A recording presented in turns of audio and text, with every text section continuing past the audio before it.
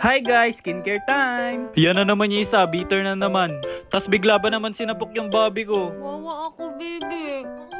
Inggit ka lang, hanap ka ng sayo. Akin na nga yan. Skincare time using Equal Berry product. O ayan, pinapili ko na lang sila para di sila mag-agawan. Baka mag-away pa eh. So ayan nga yung napili ni Bobby, yung Equal Berry Swimming Pool Toner Pad. Wow, ang ganda na napili ko. This Equal Berry Swimming Pool Toner is a gentle exfoliator that tackle close comedones without irritation. Ayan, nilagay ko na sa mukha ni Bobby. And guys, it soothes and prevents acne by maintaining a skin-friendly pH between 5 and 6. Wow, ang smooth naman na mukha ni Bobby. Kita nyo ba yan? Ay, sumeksena naman yung isa. Sophia talaga.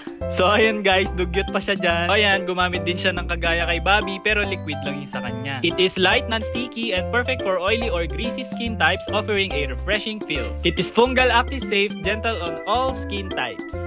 So after mag-toner ni Bobby, gagamit naman siya netong Purple Bakuchiol Smoothie Serum. So ayan, piniplex lang ni Bobby yung texture ng serum dyan. Para talaga siyang smoothie. Ayan, dahil act of service yung love language ko, ako yung nag-skincare kay Bobby.